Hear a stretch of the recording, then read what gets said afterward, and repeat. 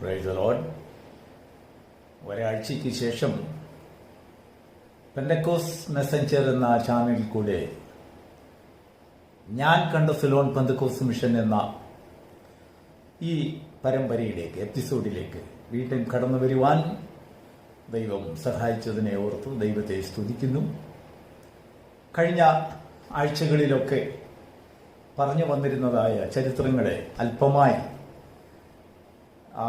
എനിക്ക് അറിയാവുന്ന കാര്യങ്ങളെക്കുറിച്ചൊക്കെ പരാമർശിച്ചത് ഒരുപാട് സന്തോഷവും എനിക്കും കേട്ടവർക്കുമെല്ലാം ഉളവാക്കി എന്ന് ഞാൻ അറിഞ്ഞതിൽ വളരെ സന്തോഷമുണ്ട്. നോക്കൂ, സഭയുടെ ചരിത്രത്തെക്കുറിച്ച് പറയുന്ന ഒരു സംരംഭമായിട്ട് അല്ല ഞാൻ ഇതിനെ പ്രസ്താവിക്കുന്നത്. ആർക്കും തന്നെ സഭയുടെ ചരിത്രം പറഞ്ഞു തീർക്കാനൊക്കത്തില്ല. ഓരോ മനുഷ്യരിലും സഭയുടെ ചരിത്രം ഉറങ്ങുന്നത് വ്യക്തികളിലാണ്. ആ സഭയ്ക്ക് നേടുവാൻ കഴിഞ്ഞ ആത്മാക്കളിലാണ്, അല്ലെങ്കിൽ അതിൽ പ്രവർത്തിക്കുവാൻ സാധിച്ച ഭാഗ്യം കിട്ടിയ പ്രവർത്തകർക്ക്, ദൈവദാസന്മാർക്ക്, അനേക വിശുദ്ധന്മാർക്ക്, അവരിലാണ് ചരിത്രം ഉറങ്ങുന്നത്. ചരിത്രം ഒരു പുസ്തകത്ത് രൂപത്തിലാക്കി അല്പസ്വല്പം കാര്യങ്ങളൊക്കെ മുഖവരിയായി പറഞ്ഞു പോകാവുന്നതേ ഉള്ളൂ. എന്നാൽ ഇതിനകത്ത് നമുക്കൊരു പ്രശ്നമുണ്ട്. ഈ ചരിത്രങ്ങൾ പറയുമ്പോൾ നമ്മളെക്കാളിൽ അറിവുള്ളവർ കാണും. ആ വിഷയങ്ങളും സംബന്ധിച്ച്, സഭയെ സംബന്ധിച്ച്, ചില സംഭവങ്ങളുടെ പശ്ചാത്തലങ്ങളൊക്കെ നന്നായി അറിയുന്നവർ തീർച്ചയായിട്ടും കാണും. എന്നാൽ ദൈവസ്നേഹമുള്ളവർ അത് അവർക്കറിയാവുന്നത് കൂടെ കൂട്ടിച്ചേർത്തും കൊണ്ട് സമൂഹത്തിൽ ദൈവനാമത്തെ മഹത്വപ്പെടുത്തുവാൻ ഉള്ള ഒരു വഴികളാണ് അവർ തിരഞ്ഞെടുക്കുക. എന്നാൽ വെറുതെ വിമർശിക്കുന്നവർ അവരങ്ങനെ വിമർശിച്ചുകൊണ്ടിരിക്കും. അവരെ നമുക്ക് സ്റ്റോപ്പ് ചെയ്യാൻ പറ്റില്ല. ഇപ്പോൾ നമ്മുടെ ജീവിതത്തെ പരാമർശിച്ച്, അല്ലെങ്കിൽ നമ്മുടെ ജീവിതത്തെ പ്രത്യേകിച്ച് ഈ സമുദായ കെട്ടുപാടുകളിൽ നിന്ന് മാതാപിതാക്കളും അല്ലെങ്കിൽ നമ്മൾ തന്നെയും ഈ യാക്കോബ, മാർത്തോമ, കാത്തലിക്സ് അല്ലെങ്കിൽ ആംഗ്ലിക്കൻ വിഭാഗങ്ങളിൽ നിന്നും മറ്റേത് വിഭാഗങ്ങളിൽ, ഹിന്ദു വിഭാഗങ്ങളിൽ നിന്നും ഒക്കെ നമ്മൾ ഈ പെന്തക്കോസ് അനുഭവത്തിൽ കടന്നു വരുമ്പോൾ ചുമ്മാ തന്നെ ഇന്നത്തെ കാലത്തെ പോലെ ഒരു സുഖകരമായ ഒരു ലൈഫ് മോഷൻ അല്ല അന്നൊക്കെ ഉണ്ടായിരുന്നത്. നമ്മൾ അറിഞ്ഞുകൊണ്ട് തന്നെ ചില ബുദ്ധിമുട്ടുകളെ നമ്മൾ ഏറ്റെടുക്കുകയാണ്. അതിനെ നമ്മൾ സ്വയം ഭരിക്കുക. നമ്മുടെ ഭവനത്തിലേക്ക് ഒരുപാട് പ്രശ്നങ്ങളെ വിളിച്ചുകൊണ്ടുവരുന്ന ഒരു പരിപാടിയാണ്. അങ്ങനെ വേണം കരുതുവാൻ. അങ്ങനെ ആയിരുന്നു ആദ്യകാലത്തൊക്കെ. ദൈവത്തിന് സ്തോത്രം. അനേക സംഭവങ്ങളെക്കുറിച്ചൊക്കെ ഞാൻ കഴിഞ്ഞ സമയത്ത് പറഞ്ഞെങ്കിലും ഈ സമയത്ത് ഞാൻ പറയാൻ ആഗ്രഹിക്കുന്നത് ചില പ്രത്യേക വിഷയമാണ്. ഞാൻ ഇതിൻ്റെ ആരംഭത്തിൽ, എനിക്ക് തോന്നുന്നു രണ്ടാമത്തെ എപ്പിസോഡിൽ, ബഹുമാനപ്പെട്ട കർത്താവിൽ നിദ്ര പ്രാപിച്ച കുര്യൻ സാറിനെ കുറിച്ച് പല കാര്യങ്ങളെക്കുറിച്ച് പറഞ്ഞു. അതിനെക്കുറിച്ച് ഒരുപാട് കാര്യം, എനിക്ക് തോന്നുന്നത് ആയിരക്കണക്കിന് ആൾക്കാരത്, 10,000-കണക്കിന് ആൾക്കാരത് വീക്ഷിക്കുകയും കേൾക്കുകയും ഉണ്ടായി. എന്നാൽ കുര്യൻ സാറിനെ നമ്മളെക്കാട്ടിലും ഒക്കെ പരിചയമുള്ള അനേക വ്യക്തിത്വങ്ങൾ അവിടെ ഇവിടെ എല്ലാം അവരുടെ കുടുംബക്കാരും പ്രത്യേകിച്ച് സഹോദരങ്ങളും കുഞ്ഞുങ്ങളും ഒക്കെ ഉണ്ടെന്ന് നന്നായിട്ടറിയാം. എന്നാലും അതിൽ കൂടെയൊക്കെ നമ്മുടെ ജീവിതത്തെ പരാമർശിച്ചതായ വിഷയങ്ങൾ, അല്ലെങ്കിൽ നമ്മുടെ ജീവിതത്തെ ഈ ഒരു പ്രസ്ഥാനത്തിൻ്റെ പുറകെ പോകുവാൻ നമ്മെ സ്വാധീനിച്ച ചില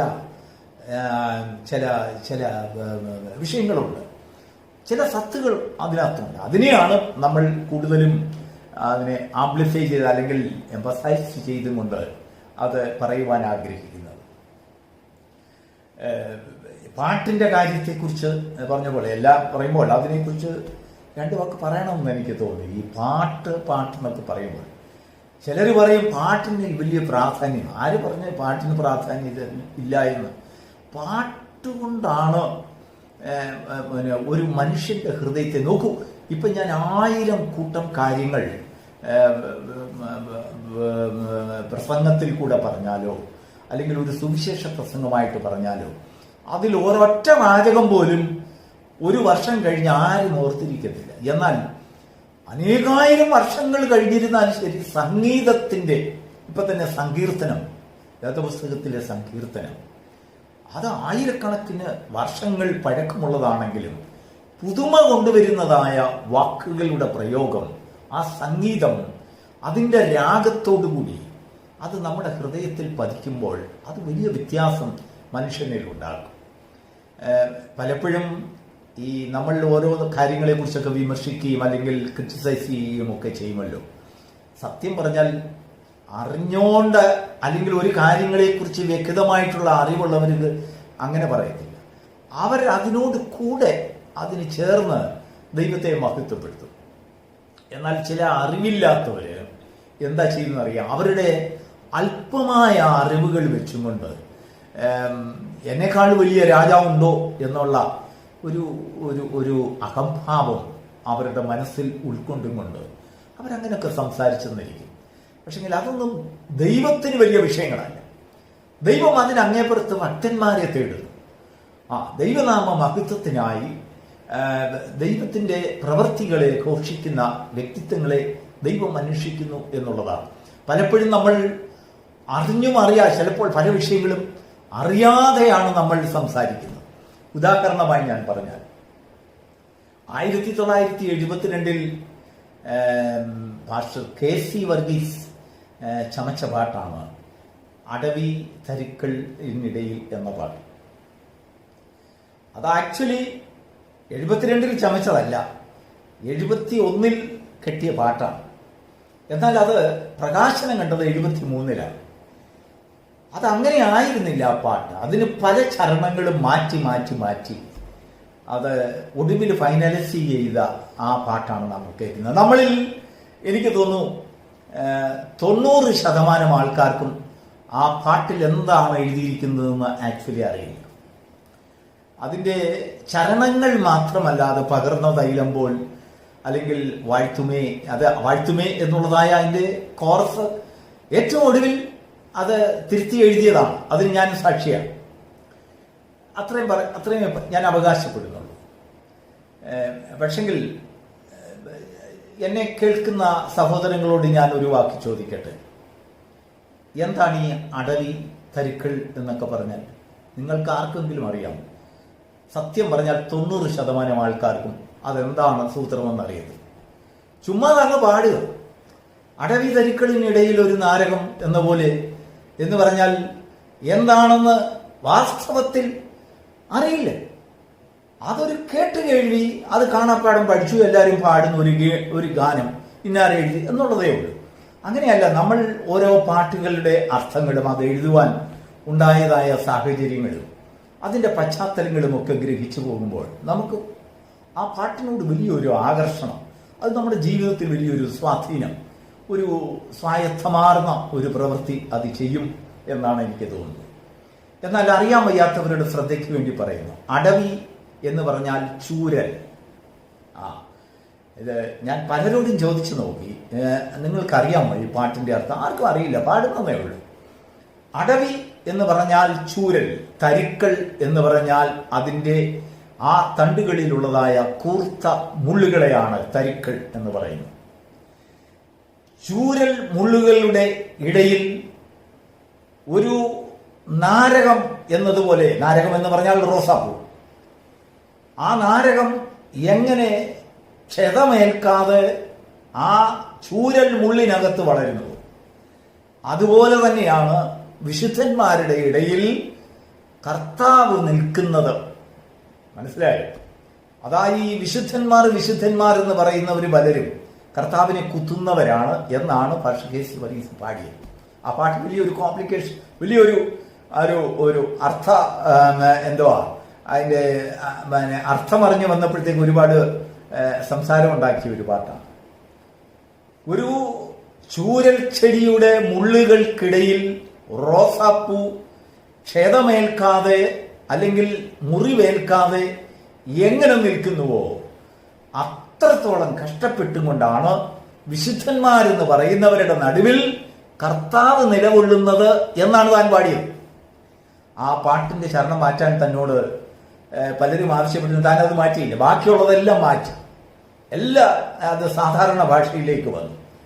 പകർന്ന തൈലം പോലെ നിന്ന മനക്ലേശതരങ്ങൾ, ഇതെല്ലാം നമ്മുടെ സാധാരണ ഭാഷയാണ്. സാഹിത്യ വാക്കുകളെല്ലാം താനത് മാറ്റി. എന്നാൽ അതിൻ്റെ ആരംഭത്തിലെ ആ 4 വരികളുടെ ആചരണം അദ്ദേഹം മാറ്റാൻ തയ്യാറായില്ല. അതിന് പല കാരണങ്ങളും അവിടെ ഉണ്ടായിരുന്നു. അങ്ങനെയൊക്കെ ചില പശ്ചാത്തലങ്ങളാണ് ഇങ്ങനെയൊക്കെയുള്ള ഗാനങ്ങൾ എഴുതുവാൻ വിശുദ്ധന്മാരെ, അല്ലാതെ ചുമ്മാതെ കൺവെൻഷൻ ഒരു പാട്ട് എഴുതാമെന്ന് പറഞ്ഞ് ചുമ്മാതിരുന്ന് പാടിയ പാട്ടുകളല്ല. ദൈവത്തിന് സ്തോത്രം. Pastor K C. വർഗീസിന്റെ അസിസ്റ്റന്റായിട്ട് ഞാൻ ബാംഗ്ലൂരിൽ ഏതാണ്ട് 7 മാസം വേല ചെയ്തു. അപ്പോൾ പാട്ട് താൻ എങ്ങനെയാണ് ചമയ്ക്കുന്നത് എന്ന് എനിക്ക് നന്നായിട്ട് അറിയാൻ സാധിച്ചു. ഈ അവിടെ വെച്ച് ബാംഗ്ലൂരിൽ വെച്ച് താൻ പല പാട്ടുകൾ, ഞാൻ അതൊന്നും ആ പാട്ടുകളുടെ അവകാശവാദവുമായിട്ടൊന്നും ഞാൻ വരുന്നില്ല. എങ്കിലും അദ്ദേഹത്തെ ഒന്ന് നമിക്കേണ്ടതായ ചില വ്യക്തിത്വങ്ങൾ, ചില കൃപാവരങ്ങൾ തന്നിൽ ഉണ്ടായിരുന്നു. ചിലപ്പോൾ താൻ കണ്ണടച്ച് ഇങ്ങനെ ഏകനായിട്ട് ചായം കൊണ്ട് ചെല്ലുമ്പോൾ, അല്ലെങ്കിൽ എനിക്ക് എന്തെങ്കിലും ഒരു സഹായമായിട്ട് ഞാൻ ചെല്ലുമ്പോൾ അദ്ദേഹം കസേരയിൽ അല്ലെങ്കിൽ ആ താഴെ ഒരു വിരിച്ച് ഇങ്ങനെ തലയാട്ടിക്കൊണ്ടിരിക്കും കണ്ണടച്ചുകൊണ്ട്. അപ്പോൾ ആദ്യമൊന്നും എനിക്ക് മനസ്സിലായി പുള്ളി ഇതെന്താണ് ചെയ്യുന്നതെന്ന്. എനിക്ക് പ്രാർത്ഥിക്കുകയാണോ അതുമല്ല, മണിക്കൂർ കണക്കിന് പുള്ളി ഇങ്ങനെ എഴുതുക. പിന്നെ ഞാൻ ശ്രദ്ധിച്ചപ്പോഴാണ് അതിനങ്ങപ്പുറത്ത് ഒരു പേനയും പേപ്പറും, ഒരു ചെറിയ ഒരു പേപ്പർ കഷ്ണവും ഒരു പേനയും താൻ വെച്ചിരിക്കുന്നു. ആത്മാവിൽ പല വിഷയങ്ങളെ ഓർത്ത് താൻ പ്രാർത്ഥിച്ച ആ വിഷയങ്ങളുടെ ആ പശ്ചാത്തലം അതിൻ്റെ അടിസ്ഥാനപ്പെടുത്തി താൻ ഗാനങ്ങൾ ചമയ്ക്കുകയാണ് എന്ന് പിന്നീടാണ് എനിക്ക് മനസ്സിലായത്. അതൊരു വലിയ ഒരു വഴിത്തിരിവായിരുന്നു. ദൈവത്തിന് സ്തോത്രം. അനേക കാര്യങ്ങൾ ഇന്ന് എനിക്ക് പറയണമെന്നുണ്ടായിരുന്നു. പക്ഷെങ്കിൽ ആരംഭത്തിൽ ഇത്രയും സമയം പോയല്ലോ. പാട്ടുകളുടെ തന്നെ സാഹചര്യങ്ങളെ പലരുടെയും പിന്നീട് പാട്ടുകാർ നമ്മുടെ സഭയിലെ അല്ലെങ്കിൽ സിലോൺ പെന്തക്കോസ്ത് മിഷൻ അല്ലെങ്കിൽ TPM സഭയുടെ ഗാനം ചമയ്ക്കുന്ന ദൈവദാസന്മാരും അനേക വിശ്വാസികളും, സത്യം പറഞ്ഞാൽ അനേക വിശ്വാസികൾ ഇതിനകത്ത് ഗാനങ്ങൾ ഈണം നൽകി ചമച്ച് ഉണ്ടാക്കിയിട്ടുണ്ട്. ആരുടെയും പേര് തന്നെ ആർക്കും അറിയില്ല. എങ്കിലും അവരോട്ട് പ്രസിദ്ധരാകുവാനും അവരാഗ്രഹിക്കുന്നില്ല എന്ന് എനിക്കറിയാം. എനിഹാവ് എന്താണേലും ഓരോ ഗാനങ്ങൾക്കും ഓരോ സാഹചര്യവും. നോക്കൂ, എൻ്റെ ചെറുപ്പത്തിൽ ഞാൻ 8ാം ക്ലാസ്സിൽ പഠിക്കുന്ന കാലത്താണ് ഞാൻ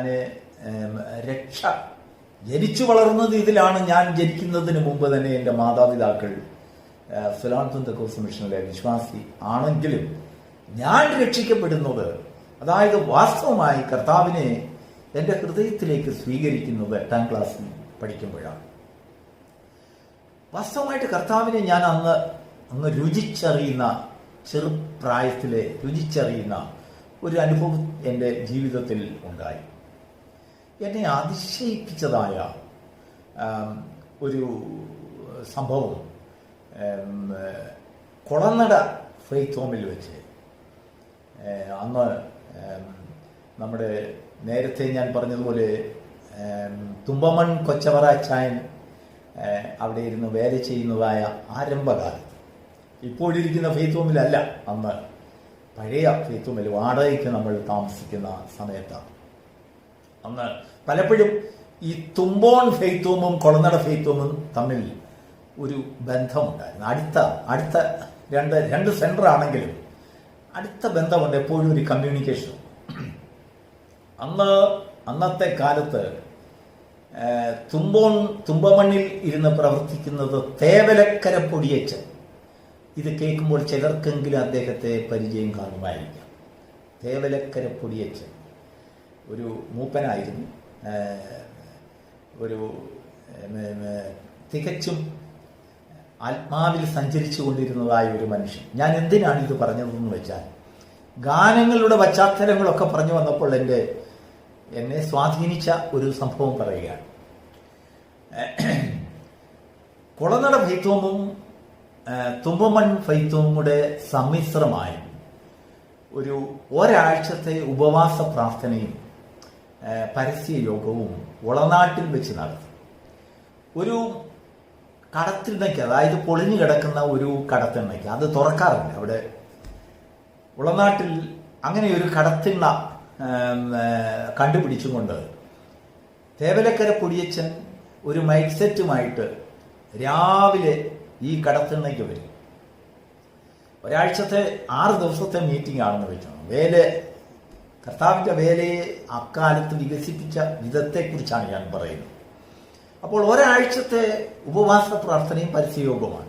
എല്ലാ ദിവസവും പരസ്യയോഗമുണ്ട്. കുളനടയിൽ നിന്നും കുറച്ച് പേര് പോകും, തുമ്പമണ്ണിൽ നിന്നും കുറച്ച് പേരും വൈകിട്ടാണ്. എന്നാൽ വൈകിട്ടാണ് പരസ്യയോഗത്തിൻ്റെ അല്ലെങ്കിൽ ഒരു മീറ്റിങ്ങിൻ്റെ ക്ലൈമാക്സിൽ എത്തുന്നുണ്ടെങ്കിലും രാവിലെ തന്നെ തേവലക്കര പൊടിയച്ചൻ സ്റ്റാൻഡിലെത്തും. 10 മണിയാകുമ്പോൾ വരും. അപ്പോഴേക്കും അദ്ദേഹത്തെ ശുശ്രൂഷിക്കാൻ അദ്ദേഹത്തിന് വേണ്ട അസിസ്റ്റന്റ് ചെയ്തു കൊടുക്കുവാൻ, അവധിക്കാലമായിരുന്നു, ഞാനാണ് അദ്ദേഹത്തോടൊപ്പം നിന്നത്. അപ്പോൾ ഞാൻ രാവിലെ അദ്ദേഹം വരുന്ന സമയം നോക്കി ഞാൻ നടന്ന്, അന്നത്തെ കാലത്ത് വാഹനങ്ങളും സൈക്കിളും ഒന്നുമില്ലല്ലോ, ഞാൻ കുളനട വഴി നടന്ന് കുളകാട്ടിൽ വരും. അദ്ദേഹത്തോടൊപ്പം നിൽക്കും. ഉപവാസമാണ്. വൈകിട്ട് ചെന്ന് വീട്ടിൽ ചെന്ന് ആഹാരം കഴിക്കുക. അദ്ദേഹത്തെ സംബന്ധിച്ചിടത്തോളം 7 ദിവസത്തെ കഠിന ഉപവാസമാണ്. വെള്ളം പോലും കുടിക്കത്തില്ല. അവിടെ രാവിലെ വന്നാൽ വൈകിട്ടത്തെ മീറ്റിംഗ് കഴിഞ്ഞിട്ട് അവിടെ നിന്ന് പോകും. യാതൊരു കഴിപ്പും കുടിപ്പുമൊന്നുമില്ല. അവിടെ 5-ാമത്തെ ദിവസം ആയപ്പോൾ ഞങ്ങൾ ഏതാണ്ട് വൈകിട്ടത്തെ മീറ്റിംഗ് തുടങ്ങുന്നതിന് അദ്ദേഹം ഒരു 2-3 മണിയായപ്പോൾ ഈ മൈക്ക് സെറ്റും വെച്ചുകൊണ്ട്, പുള്ളിക്ക് ഒരു സ്വന്തമായിട്ടൊരു കൊച്ചു മൈക്ക്, ഇന്നത്തെ കാലത്ത് അഹൂജയുടെ ഒരു സെറ്റ്, അതിൽ കോളാമ്പിയൊക്കെയാണ്, ഇന്നത്തെ പോലെ ബോക്സ് ഒന്നുമല്ല. ഇത് വലിയ ശബ്ദമാണ്, മറ്റുള്ളവർക്കൊക്കെ കുറച്ച് ഉപദ്രവമാണ്. അദ്ദേഹം ആ കടത്തിണ്ണയുടെ തൂണയിൽ, ഒരു തടിത്തൂണയിൽ വെച്ച് കെട്ടിയിട്ട് അദ്ദേഹം പല പാട്ടുകളും വേദപുസ്തക വായനയും പ്രാർത്ഥനയും ഒക്കെ ശബ്ദത്തിൽ താൻ തുടങ്ങി. ഒരു 2:30 ആകുമ്പോൾ പുള്ളി ആരംഭിക്കും. 5 മണിയാകുമ്പോഴേക്കേ എല്ലാവരും മീറ്റിങ്ങിന് വരുന്നുള്ളൂ. പക്ഷേ പുള്ളിയെ സംബന്ധിച്ചുള്ള ഒരു 2:30-3 മണിക്ക് മുമ്പ് പുള്ളിയുടെ പ്രവൃത്തിയെല്ലാം ആ മൈക്കിൽ കൂടെയുള്ള പരിപാടി സ്റ്റാർട്ട് ചെയ്യും. ഒരു ദിവസം 5-ാമത്തെ ദിവസം ശബ്ദം ഉയർന്നതുകൊണ്ടോ എന്തുകൊണ്ടായിരിക്കാം, ഒരു അജ്ഞാതമായ സ്ഥലത്ത് നിന്ന് ഏതോ ഒരു മരത്തിനോ മറ്റോ മറഞ്ഞു നിന്നുകൊണ്ട് വെട്ടുകല്ലിൻ്റെ കഷ്ണം എടുത്ത് ആരോ ഇദ്ദേഹത്തെ എറിഞ്ഞു. തുരുതുരാ നേറുകൾ വരികയാണ്. എനിക്ക് തോന്നുന്നു ഒന്നിലധികം ആൾക്കാർ കാണും. ഞങ്ങൾക്ക് കാണാൻ ഒക്കുന്നത് എവിടുന്നാ, 2 വശത്തും നേറുണ്ട്. അപ്പൊ എവിടുന്നാണ് എന്താണെന്നൊന്നും അറിയില്ല. ഇദ്ദേഹത്തെ മുന്നം വെച്ചാണ് എറിയുന്നത്. ഇദ്ദേഹം ഒരു ബെഞ്ച് ഇങ്ങനെ ഇട്ടിട്ടുണ്ട്. ആ ബെഞ്ചിലാണ് മൈക്ക് സെറ്റ് ഒക്കെ വെച്ചിരിക്കുന്നത്. ഈ ബെഞ്ച് നമ്മൾ അവിടുന്ന് എനിക്ക് തോന്നുന്നു തുമ്പോണമെന്ന് തന്നെ കൊണ്ടുവന്നതാണോ അത് അവിടുന്ന് ആരുടെയെങ്കിലും വീട്ടിൽ നിന്ന് എടുത്തിട്ടാണോ എന്ന് എനിക്ക് ഓർമ്മയില്ല. ഒരു പഴയ ബെഞ്ചാണ്. അപ്പോൾ ബെഞ്ചിൽ ഇരിക്കുകയായിരുന്നു താൻ. എന്നാൽ താൻ്റെ ശുശ്രൂഷകളൊക്കെ 2-3 മണിക്ക് തുടങ്ങുമ്പോൾ താൻ അങ്ങ് എഴുന്നേക്കും. എഴുന്നേറ്റിട്ട് പാട്ടുകൾ തുടങ്ങും. അങ്ങനെ പാട്ട് പാടിക്കൊണ്ടിരുന്നപ്പോൾ തന്നെ കണ്ടമാനം ഏറുവരും തൻ്റെ ദേഹത്ത് കൊള്ളുമെന്നായി. കൊണ്ടുകൊണ്ടിരിക്കുമ്പോൾ തന്നെ താൻ ആത്മാവിലായി തൻ്റെ മനസ്സിൽ അല്ലെങ്കിൽ തൻ്റെ നാവിൽ ഒരു പാട്ട് വരാൻ തുടങ്ങി. താൻ അന്യഭാഷ സംസാരിച്ചു. അപ്പോഴും പലപ്പോഴായിട്ട് ഇടവിട്ട് വരുന്നു. ഈ വരുന്ന ഉടനെ താൻ അങ്ങോട്ടും ഇങ്ങോട്ടും മേലോട്ടും താഴോട്ടും ചാടാൻ തുടങ്ങി. ചാടിക്കൊണ്ടിരിക്കുമ്പോൾ താൻ പാടിയ പാട്ടാണ് പറന്നു പറന്നു ഞാൻ ഉയർന്നിടുമേ പരൻ അമിതബലം എനിക്കേകിടും എന്നുള്ളതായ പാട്ട്. അന്നേരം കമ്പോസ് ചെയ്ത പാട്ടാണ് ഇത്. താൻ അങ്ങോട്ട് ആത്മാവിലായി ഈ പാടുമ്പോൾ ഒരു കൊല്ലിയാൻ മിന്നുന്നത് പോലെ ഒരു അനുഭവം എൻ്റെ ഹൃദയത്തിലേക്ക് കടന്നു വന്നു. എൻ്റെ കാലിൻ്റെ വിരൽ മുതൽ ഒരു വലിയ പെരുത്ത എന്താണ് പറയുന്നത്, ഇടിവെട്ടേക്കുന്നത് പോലെ ഒരു ശക്തി എന്നെ ഭരിക്കുകയുണ്ടായി. എൻ്റെ കാലിൽ നിന്ന് മുതൽ ആത്മാവിൻ്റെ ഒരു അഭിഷേകം അങ്ങോട്ട് എരച്ച് കയറി. ബാലനായിരുന്ന ഞാൻ അദ്ദേഹത്തോടൊപ്പം കൈയടിക്കാൻ തുടങ്ങി. അങ്ങനെ ഞങ്ങൾ രണ്ടുപേരും കൂടെ ആത്മാവിൽ അങ്ങ്, എനിക്കറിയത്തില്ല, അന്നാണ് ഞാൻ പരിശുദ്ധാത്മാഭിഷേകം എന്ന് ഒക്കെ ഞാനും പറയുന്നതുകൊണ്ട് ഞാൻ അഭിഷേകം പ്രാപിച്ചില്ലെങ്കിലും പ്രാപിക്കുന്നവരുടെ കൂട്ടത്തിൽ ഞാനും ഇരുന്ന് കൈയടിച്ച് പാടുകയും ഒക്കെ ചെയ്യും. പക്ഷെങ്കിൽ അന്യഭാഷയും പരിശുദ്ധാത്മാഭിഷേകത്തിൻ്റെയും ആ അല്ലെങ്കിൽ സ്പർശനം എങ്ങനെയാണ് ഒരു മനുഷ്യനിൽ നടക്കുന്നതെന്ന് അപ്പോഴാണ് ഞാൻ ഗ്രഹിച്ചത്. വാസ്തവമായി പരിശുദ്ധാത്മാഭിഷേകം അന്നു മുതൽ അതുവരെ ഞാൻ പലപ്പോഴും ആത്മാവിനെ സംശയിച്ചിട്ടുണ്ട്. പരിശുദ്ധാത്മാഭിഷേകം എന്ന് പറഞ്ഞാൽ എന്താണ്? എന്നാൽ അന്ന് എനിക്ക് മനസ്സിലായി, ഇത് വാസ്തവമായി ഒരു സ്പർശനമാണ്. ദൈവത്തിന് സ്തോത്രം. കർത്താവിൻ്റെ മേൽ ഒരു പ്രാവെന്ന പോലെ ആത്മാവ് ഇറങ്ങിയെന്നില്ല. അപ്പോൾ ഒരു പക്ഷി നമ്മുടെ ശരീരത്തിൽ വന്നിറങ്ങുമ്പോൾ ഒരു സ്പർശനമില്ലേ എന്ന് പറഞ്ഞതുപോലെ ഒരു കറക്റ്റായിട്ടൊരു കരണ്ട് വ്യാപിക്കുന്നതായ രീതിയിലുള്ളൊരു സ്പർശനമായിരുന്നു പരിശുദ്ധാത്മാഭിഷേകത്തിനാണ്. ഈ പാട്ടിൻ്റെ ഈരടികൾ നമുക്ക് ഇപ്പോൾ കേൾക്കാൻ ഞാൻ ഈ എൻ്റെ ഇന്നത്തെ എപ്പിസോഡിന് ശേഷം ആ പാട്ട് കേൾക്കാമെങ്കിലും എന്താണ് താൻ അപ്പോൾ പാടിയതെന്നുള്ളത് നിങ്ങൾക്ക് ഇപ്പോൾ അതിൻ്റെ ഈരടികൾ കേൾക്കാൻ ഞാൻ ആ പാട്ട് വയ്ക്കുന്നതായിരിക്കും.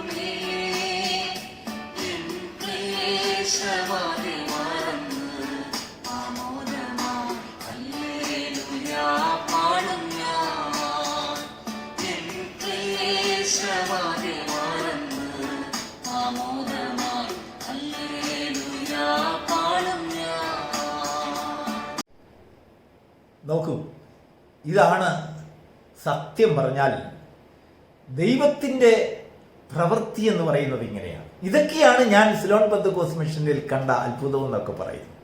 അല്ലാതെ സഭയുടെ കെട്ടുപാടുകളോ സഭയുടെ വളർച്ചയോ മേധാവിത്വമോ ഇതൊന്നും that is not my problem.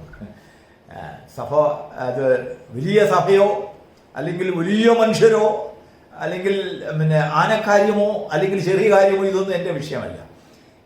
ബാലനായിരുന്ന എന്നെ അല്ലെങ്കിൽ ചെറുപ്പക്കാരനായിരുന്ന എന്നെ യൗവനത്തിൽ തന്നെ എൻ്റെ ജീവിതത്തിൽ ഉടനീളം എന്നെ വളരെയധികം സ്വാധീനിച്ച ജീവിതങ്ങൾ പലതവണ ഉണ്ട്. അതാണ് എൻ്റെ ജീവിതത്തിലെ വലിയ വിജയം എന്ന് പറയുന്നത്.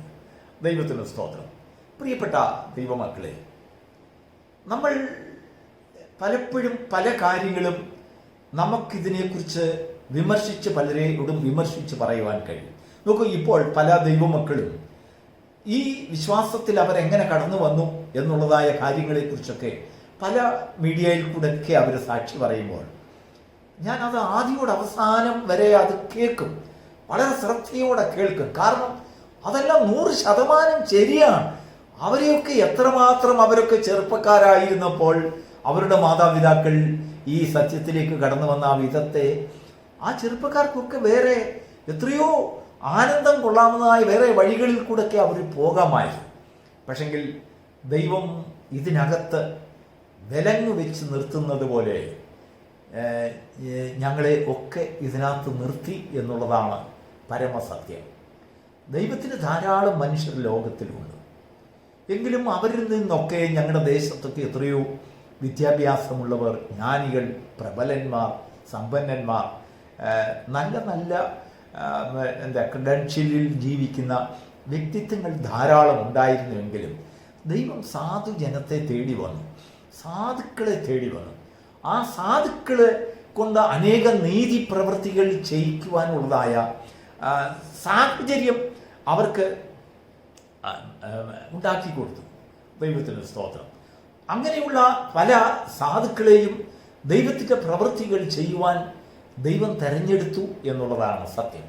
ഞാൻ പ്രായമായപ്പോൾ എനിക്ക് ഒരു കാര്യം എനിക്ക് ഓർമ്മ വന്നു. എന്താണെന്ന് അറിയാമോ? ഈ പണ്ട് ഓദർ ഫെയ്ത്ത് ഹോമിൽ പട്ടിണി ഭയങ്കര. ഞാനന്ന് ഫെയ്ത്ത് ഹോമിൽ താമസിക്കുക. എൻ്റെ പശ്ചാത്തലം ഞാൻ പിന്നെ പറയാം. അന്ന് ഞാൻ ഫെയ്ത്ത് ഹോമിലാണ് താമസിക്കുന്നത്. നമ്മുടെ